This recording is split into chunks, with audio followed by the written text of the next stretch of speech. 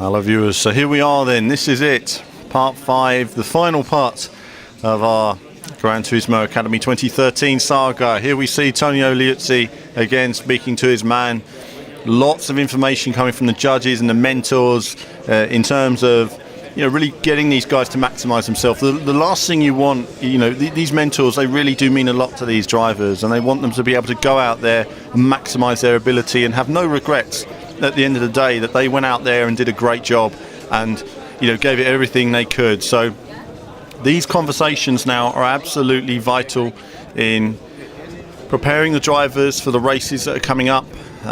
We've got a couple of semi-finals, so lots happening in terms of the racing. Judges positively dancing. We've got cameramen taking photos with cameramen of cameramen. More preparation, but first let's have a chat with Lucas Ordonez and find out more. Lucas, last few moments before the race, what's going through the drivers' minds? What advice are you giving them? Well, so much pressure for them. No, it's the final race. Well, now it's the two semi-finals and then the final race. So you can feel the nerves of the guys. No, it's a huge prize. It's the most important day of their lives, and difficult conditions. It started to rain, and all the lap times of all the competitors are really tough. So they just have to keep calm, to be relaxed, and to not overdrive, to not put so much pressure on them, and be natural. No, that's my best advice. That's what I did 5 years ago in the final, in the same day like this in a GTR.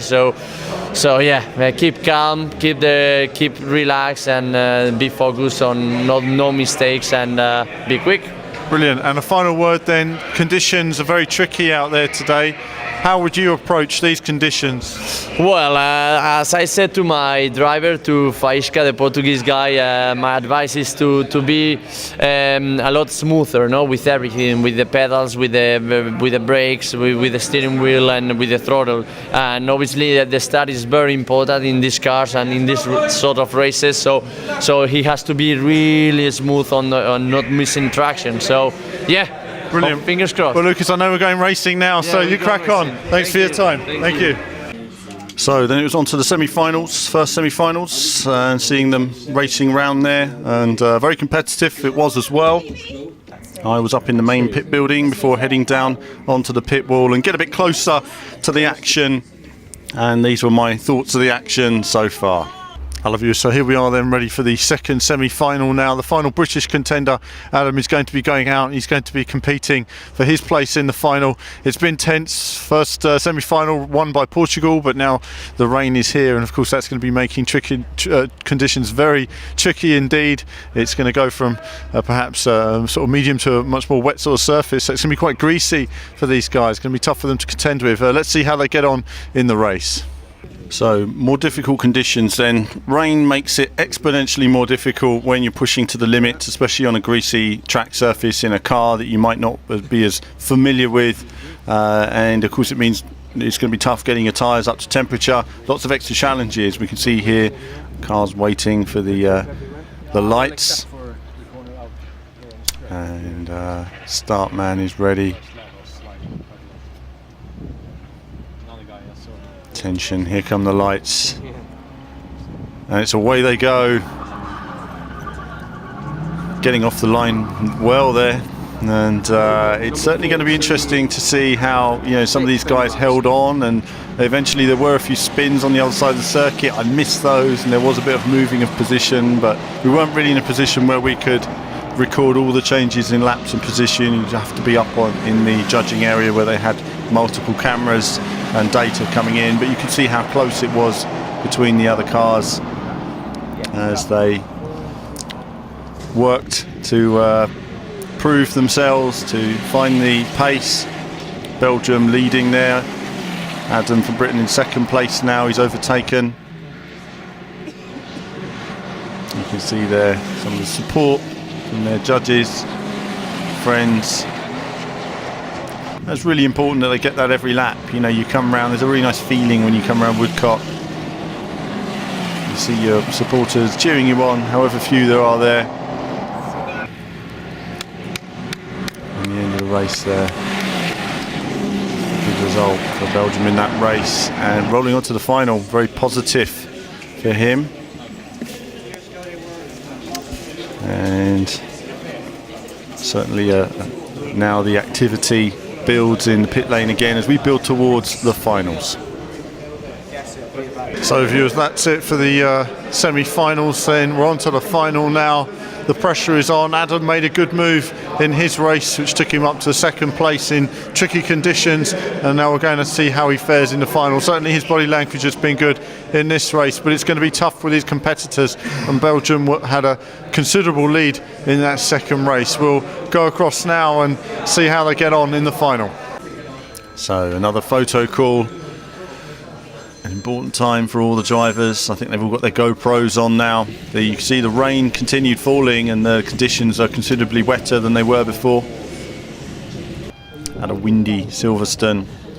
Here we are then, the finals at the start, waiting for the parade lap to begin.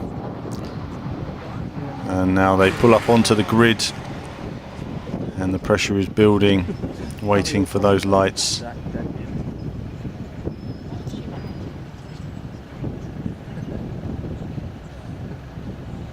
And this is the really tense time.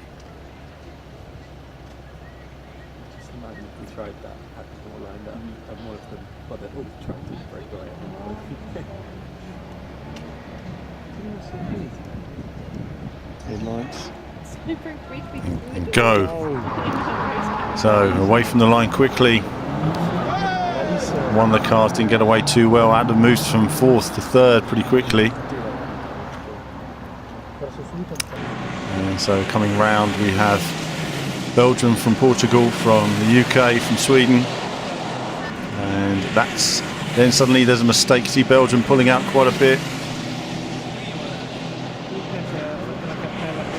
but then that's actually Belgium's made a mistake there on that second lap, I've just noticed, and so then that leaves Miguel to pull away in the lead while Adam battles for second place.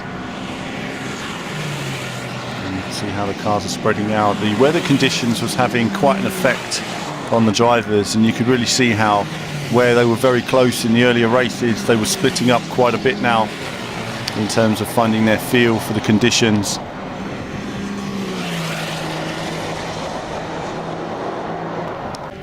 As they were racing along, 6 laps in this final race, and you can see they've all split up now. And so really it was the first couple of laps, the guys who were struggling with the conditions, the spin from Belgium, who were dominating in his semi-finals, unfortunately probably cost him the GT Academy in many respects, because he was looking very strong. And Portugal was solid, Miguel was solid throughout in his races, and I think this was just testament to that every lap. So I tried to get a better vantage point. As they crossed the line, Miguel very pleased with his win. Adam in second place, absolutely superb for him. And so that was the final race. The build-up, the pressure, it all led to that moment.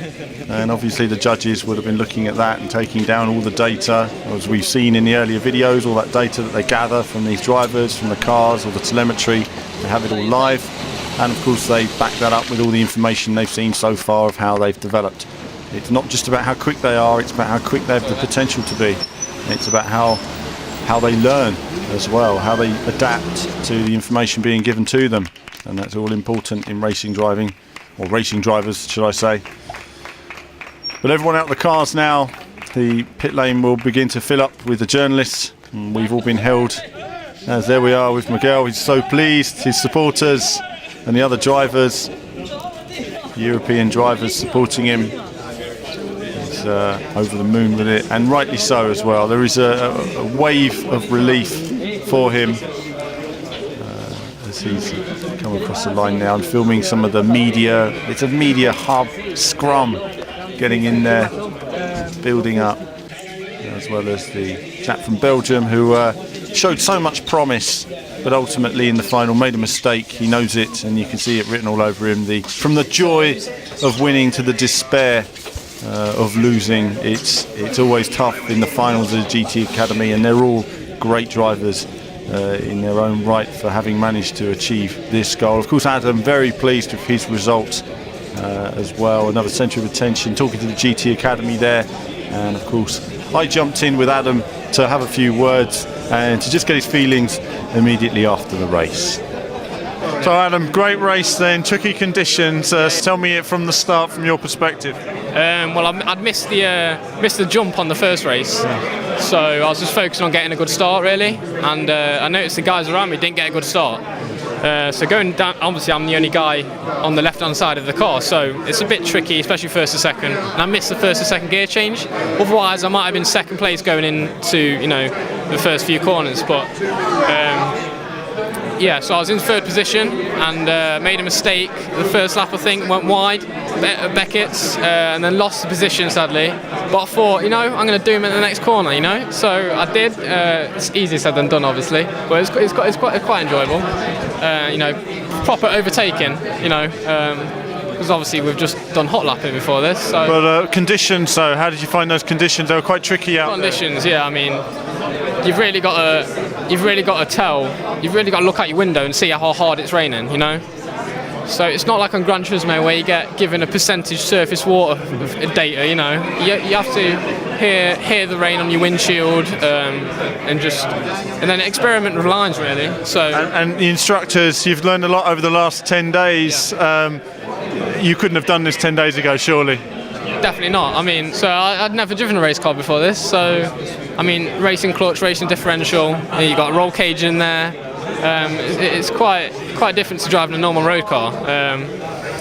But yeah, we couldn't have done this 10 days ago. Well, listen, Adam, thanks for your time today. Well done in the race. Thank you very much. And whatever happens, you've done yourself proud. Yeah, cheers. Thank you very much. So that's it. All that's left is for a few moments there, a few photos with Miguel, and time for everyone to enjoy it. This has come from a video game. It's come from Gran Turismo, and we've seen drivers move from playing the game to what we're looking forward to here in Gran Turismo 6, what we're going to be seeing in the next couple of weeks, right through to becoming real racing drivers. I hope you've enjoyed the videos I've been able to show. I've certainly enjoyed that privilege, and thank everyone at Nismo and Nissan, Gran Turismo, Polyphony in giving us the access we've had to this event. I hope you've enjoyed it, and as ever, I'll leave you with a few scenes from the event, and there'll be more from me very soon.